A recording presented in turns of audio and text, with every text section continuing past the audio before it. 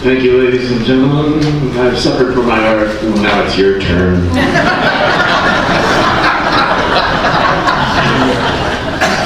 I was in a bad place at the beginning of 2012, stuck in grief, stuck in a very negative job situation, hospitalized 3 times for alcoholism. For purely therapeutic reasons, I started a blog, and I let it all hang out, baby.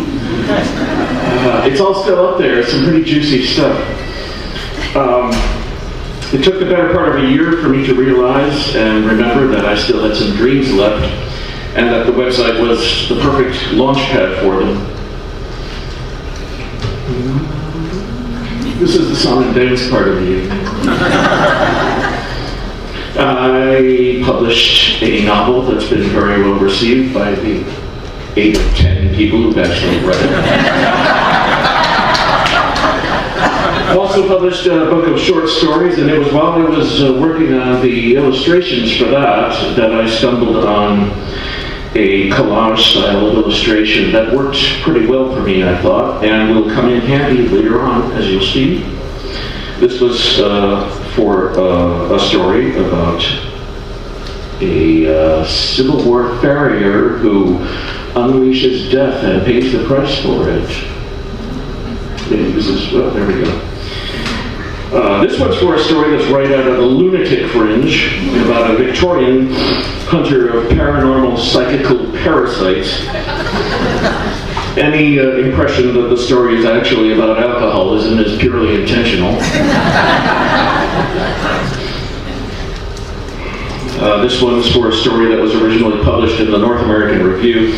It features an original sideshow banner from my late mother's once vast collection of antiques, folk art, Disneyana, and anything and everything else that she liked, which was quite a lot of things.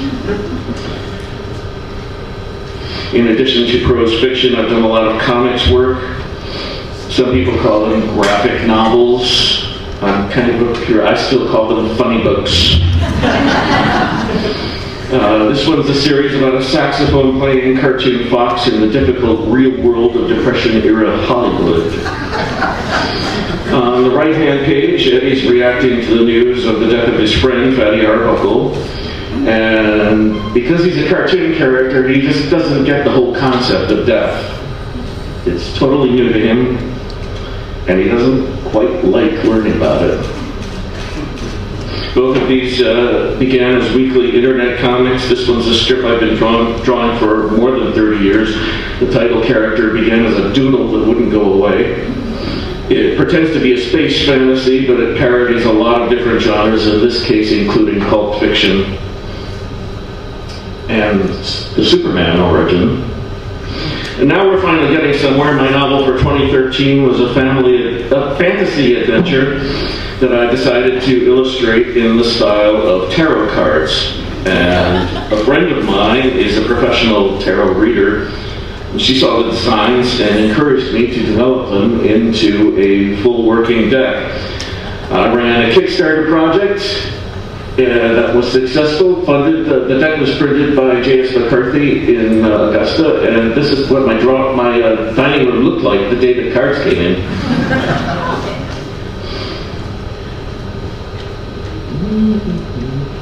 Card number 0, the Fool, representing the beginning of a journey or a leap of faith. My version features the main character from the book.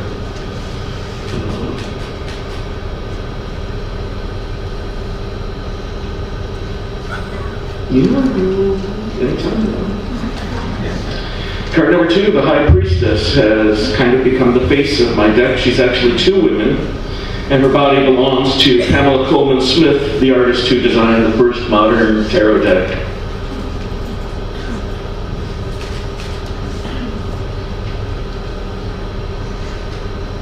Card number 8 or 11, depending upon your point of view.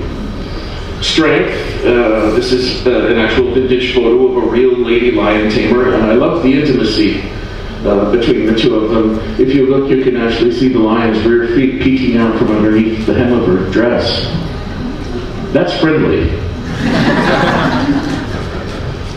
Card number 9, the Chariot, a predictor of swift success. This was a tough design. that I had to do twice, and every single element, including the driver, came from a different source that had to be cobbled together and rearranged. And card number 6, The Lovers, is all about choices. When I asked her what she saw in that clown, she said, "He makes me laugh." The Angel is from New York City's Bethesda Terrace in Central Park, and the circus background is from a Mark's toy set. Card number 5, usually called the Hierophant, now features Annie Oakley. Her portrait was taken at a costume ball. She was dressed, in her own words, as Sitting Bull Jr.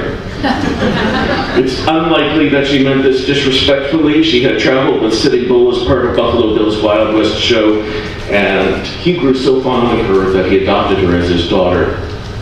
Art or temperance in the tarot is all about balance, adaptation, harmony, and I finally hit on juggling as the perfect metaphor. On the tent in the background, you can see another one of my mother's sideshow banners. This one's still with me. Number 21 is the final card in the tarot's major arcana, signifying completion or journey's end. Here we see Jupiter, the balloon horse, an act that featured in Ringling Brothers Circus at the turn of the century. Most likely the balloon was for effect, and the act was accomplished by a series of strong men with a block of tackle. I completed the major arcana in November, published it in December, and I'm currently at work on the 56 remaining minor arcana that make up a complete 78 card deck, and I hope to have that done by the end of summer. Wish me luck!